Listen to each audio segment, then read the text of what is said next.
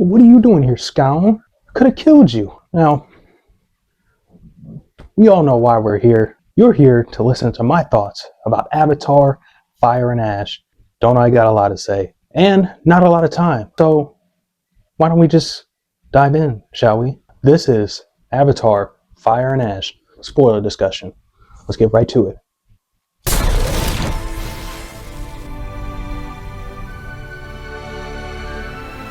Oh, this thing is way too fun. I'm gonna put this up now. You have Jake Sully's family dealing with the aftermath of Avatar, The Way of Water. You know, Neteyam being dead and the enemy ships now closing in, and now they have more ships coming. And they have to deal with humans. And now something different that I didn't even know was gonna happen. While they're running away from the ships, Spider, who earlier in the film has to leave due to him being a concern for the family other than Neytiri. Neytiri wants him to die. They want him to live in the jungle where he's safe and he doesn't have to worry about replacing his mask. The mask runs out. Kiri does some weird Mojo Jojo and now he can breathe the air. The first human on Pandora able to breathe the air. And it brings up a good dilemma. What if the humans dissect this and put this in them? That means their main weakness, which is our main benefit, will be gone. And Pandora and the Na'vi will be extinct. You have Miles Quaritch, who, after being saved from the last movie, is still on a manhunt trying to get Jake Sully. And every time he tries, it never works. So he thinks, well, I met this new woman called Varang. Seems like she has a thing or two of getting Na'vi to do what she wants. So why not team up, take Jake Sully, and kill him for good? And so that's what's happening. You have the dilemma and the humans trying to get Spider, and Neytiri, the badass she is, has to go into this human city, save Jake Sully. Now, of course, she wasn't the one who did it. It was the marine biologist who eventually got him out of prison, but she still helped. And then we get to the final battle. The Tolkun are going to fight the enemy ships. Loak is trying to find his brother while all of this is also happening.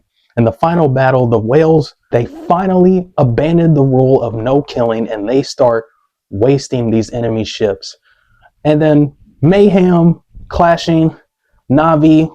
Now let's get on to the characters, because that's the important part, the characters. The main stars, you know, Jake Sully, played by Sam Worthington, and Zoe Saldana's, you know, Neytiri, they are still good. I feel like they were the more focus of this movie, which, although seems a little weird nitpick, I wish they still focused on the kids, because Loak, Neteyam, Tassiri, all of those kids in the last movie, they were basically the main characters of that movie. And it was good because I like that. I like seeing that dichotomy between siblings and family and different tribes.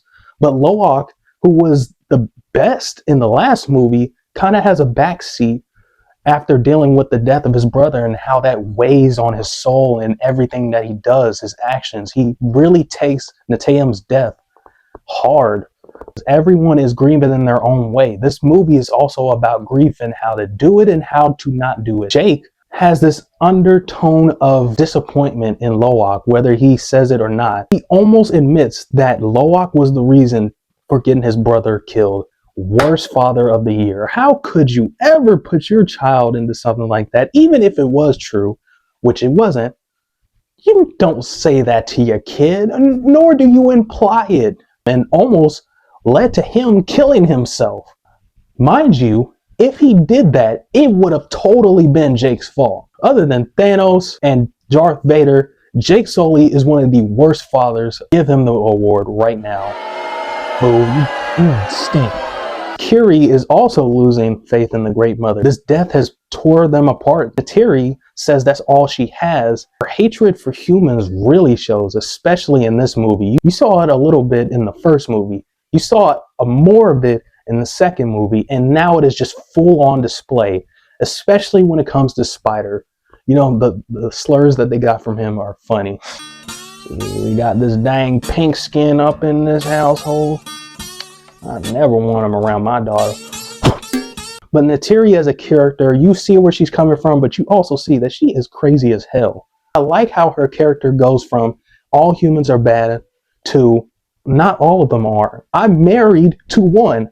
I basically gave up my whole family to be what essentially is a human in avatar form, yes.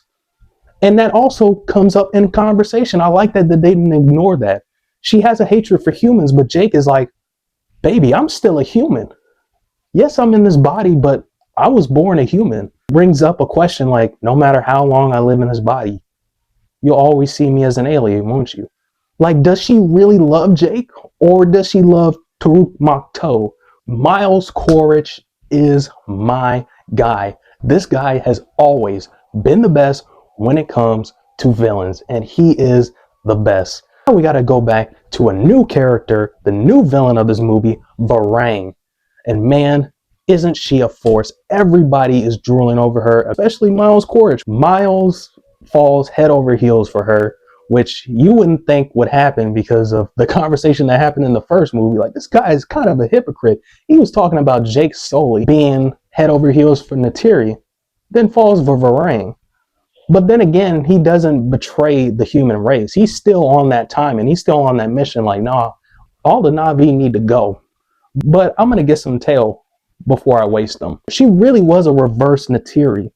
While Neytiri relies solely on her faith and Eywa and the Great Mother, she despises her. She hates everything she stands for. If you think about it, they have similarities. Both seduce an army man to come to their side and to forget all of their values. I wish they had a fist fight. I know it's really kind of like, just imagine both Jake, Quaritch, Varang, and Neytiri have a fight going on simultaneously while everything is going around. But that's a good thing that we have stop motion.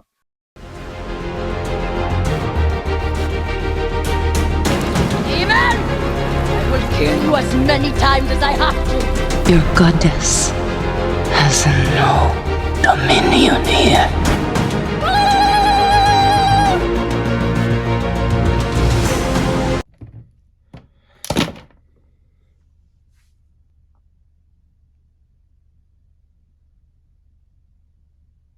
At the end of the day, Avatar Fire and Ash is a really good movie. Is it a step up from the second movie?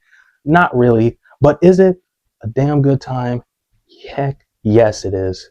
I enjoyed every minute of it. Really good emotional story that anybody can cling on to, that everybody can relate to. And that's why I give this movie a 7.8 out of 10. Yes, I'm going to the percentages now. Guys, let me know what you think about this movie and everything that happened. I know I didn't talk about everything I needed to, like Spider and his character, but that was also because his character was a little you know. So guys, let me know what you think. What did you think about that Avengers Doomsday trailer? Because I'm going to make a video on that. So with that being said, drink your water, be safe in these horrible times. Whipping the hat. Actually got a hat. Peace.